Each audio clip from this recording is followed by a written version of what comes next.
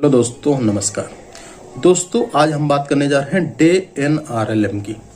दोस्तों, day NRLM ऐसे मैं बताने को तो आपको ऐसे भी बता सकता हूं, आपको 1 घंटा 2 घंटा लेक्चर मैं आपको दे सकता हूं, लेकिन आपको सिर्फ जो इम्पोर्टेंट पॉइंट है, आपको एग्जाम की दृष्टि से, अगर आप पेपर देने जा रहे हैं या प्रमोशन की तैयारी करने जा रहे हैं या कहीं भी पेपर देने जा रहे हैं, अगर आप नॉलेज भी इकट्ठा करना चाह रहे हैं, तो ऐसे में अगर आपको बताऊंगा तो अब बहुत सारा टाइम लग जाएगा या बहुत सारी चीजें हो जाएंगी जो फिर आपके ऊपर से जाने लगेंगी।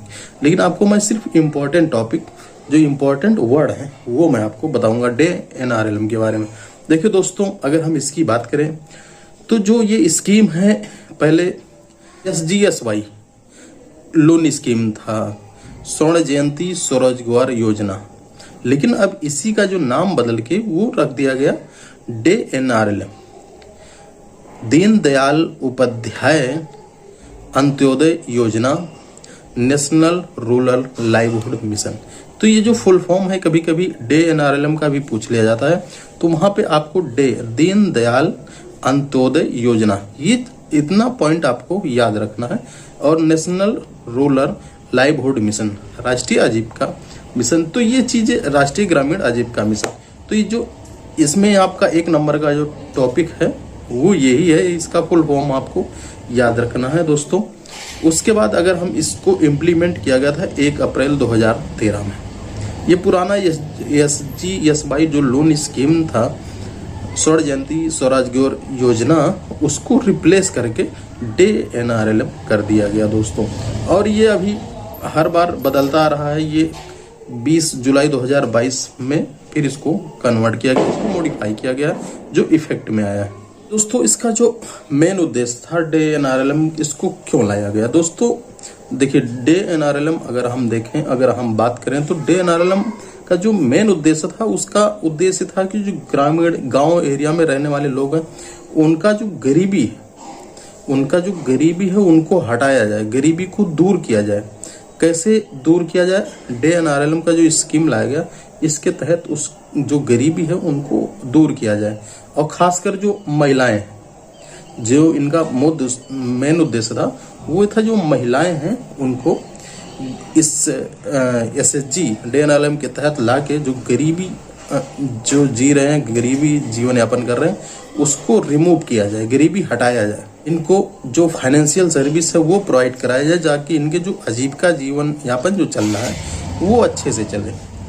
अब दोस्तों, अब ये हो जाता है कि डे एनआरएलएम में जो एलिजिबिलिटी है वो किसकी कौन शामिल हो सकता है। देखिए दोस्तों, इसके लिए समूह का गठित किया गया। अगर आप मान लीजिए बैंकिंग जॉब कर रहे होंगे, या फिर आप ब्लॉक लेवल पे कुछ कहीं ना कहीं जुड़े होंगे, या बैंक के एम्प्लॉय होंगे, या बैंक में मान लीजिए आप जाते होंगे, तो कहीं ना कहीं SHG का नाम आपने सुना होगा, स्वयं सहायता समूह।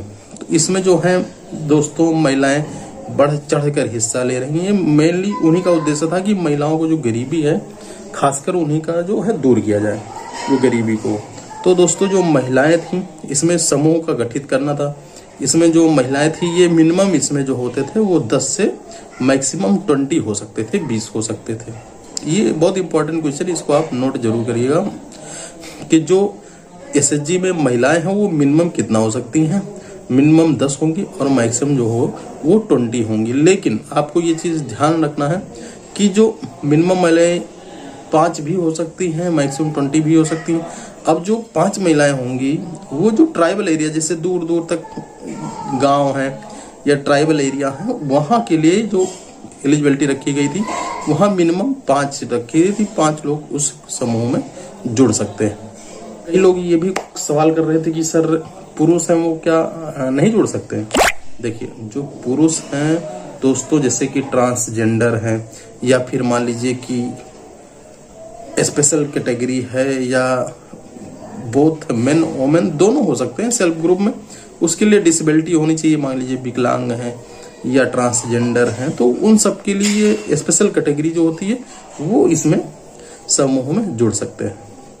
दोस्तों, अगर आप समूह से जुड़ते हैं तो आपको इस पे अच्छा खासा आपको बेनिफिट भी मिलता है, आपको रिवॉल्विंग फंड भी मिलता है। लेकिन आपका जो SHG समूह है वो मिनिमम आपका 6 महीना हो चाहिए, लेकिन जो आपका रेगुलर चला हो वो आपका 3 महीने तक रेगुलर चला होना चाहिए। आपको रिवॉल्विंग फंड पहले तो दोस्तों कम मिलता था 10,000 से 15,000 तक, लेकिन अब जो है वो डबल हो गया है, वो बढ़ गया है, वो 20,000 से लेके आपको 30,000 रुपये तक का आपका जो रिवॉल्विंग फंड है वो मिलने लगा है। लेकिन आपको लगातार 3 महीने तक आपका जो अकाउंट है, समूह है, वो चलना चाहिए रेगुलर। उसमें उसके लिए भी अलग से एक 5 नियम बनाए गए हैं।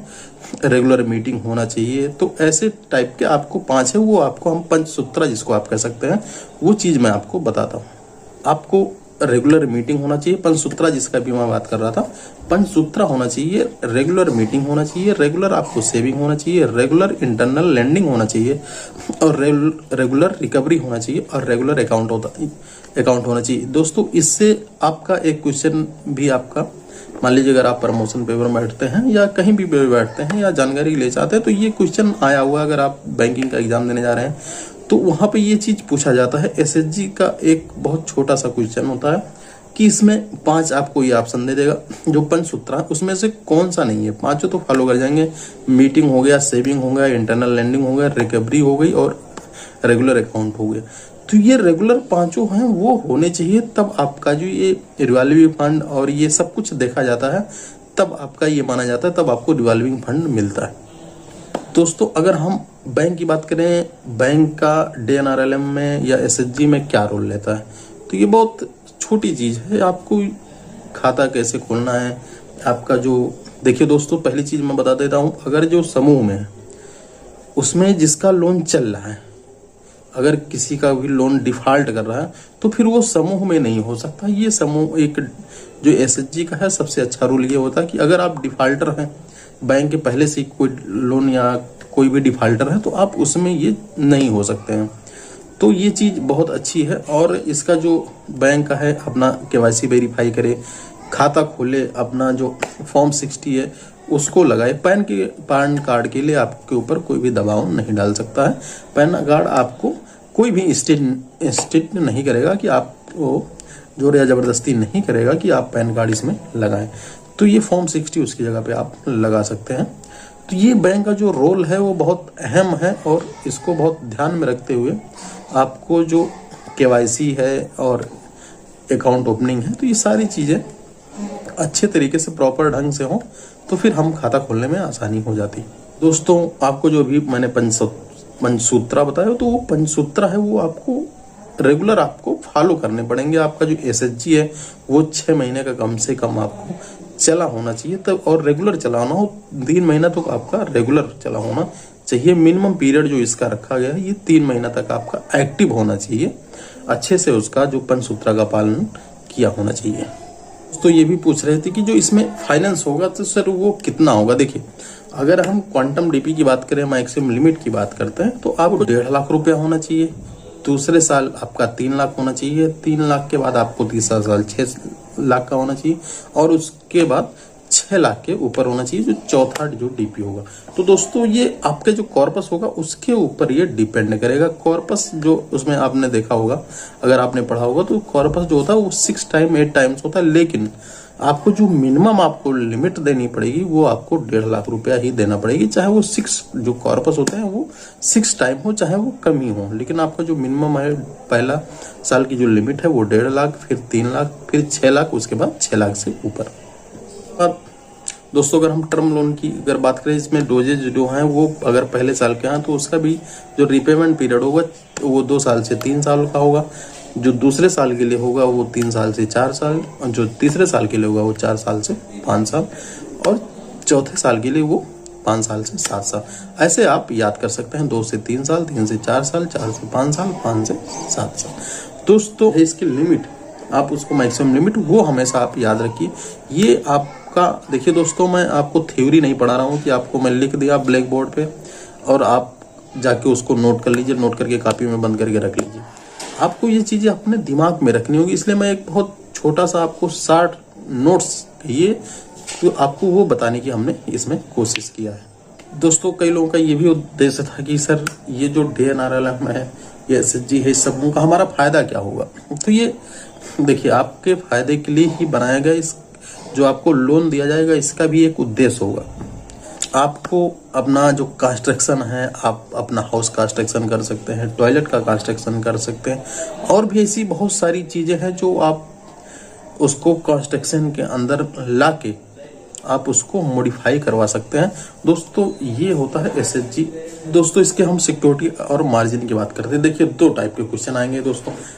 ये क्वेश्चन बहुत ही इंपॉर्टेंट है। अगर नो कोलेक्ट्रल नो मार्जिन, जो इसकी लिमिट है, आपको इस पे जो चार्ज है वो आपको 10 लाख तक निल है। कोई भी आपको कोलेक्ट्रल नहीं देना है, कोई भी मार्जिन नहीं देना है। अगर जो लिमिट है वो 10 लाख रुपए तक का, कोलेक्ट्रल जो चार्ज होगा वो भी आपका 10 लाख रुपए तक का होगा। हम कैपिटल सब्सिडी की बात करते हैं। कैपिटल जो सब्सिडी होगी वो आपका कोई भी कैपिटल सब्सिडी इसमें अवेलेबल आपको नहीं होगी, कोई भी सब्सिडी आपको नहीं दिया जाएगा। तो हम DNRLM की जो सिक्योरिटी है उसकी बात करते हैं। आपको सिक्योरिटी कितना देना, देखिए दोस्तों अगर हम 20 लाख रुपए तक की बात करते हैं तो उस पर जो सिक्योरिटी है वो निल रहेगा। दोस्तों ये CGFMU credit guarantee fund micro unit के तहत ये 10 लाख रुपए तक का इसमें जो है वो कवर रहेगा। दोस्तों वीडियो कैसी लगी, वीडियो को लाइक करिएगा, शेयर करिएगा और चैनल को सब्सक्राइब जरूर करिएगा। धन्यवाद।